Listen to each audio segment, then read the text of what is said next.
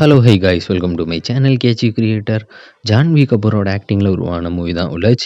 இந்த மூவியை இப்போ நெட்ஃப்ளிக்ஸில் ஹிந்தி லாங்குவேஜில் மட்டும் ஸ்ட்ரீம் பண்ணிகிட்டு இருக்காங்க. சூரி அண்ணாமனோட ஆக்டிங்கில் உருவான மூவி தான் கோட்டுக்காளி.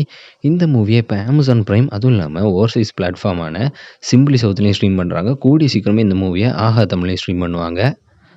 அஜய் தேவ்கன் தப்போட ஆக்டிங்கில் உருவான மூவி தான் ஆரோமே கஹா தம் தா. இந்த மூவியை இப்போ ஹிந்தி லாங்குவேஜில் மட்டும் அமேசான் ப்ரைமில் ஸ்ட்ரீம் பண்ணிகிட்டு இருக்காங்க. இது 2 வாரத்துக்கு முன்னாடியே ரெண்டல் பேசிஸில் ஸ்ட்ரீம் பண்ணாங்க. இப்போ அஃபிஷியலாக ஃப்ரீயாக எல்லா சப்ஸ்கிரைபர்ஸ்க்கும் ஸ்ட்ரீம் பண்ணிகிட்டு இருக்காங்க.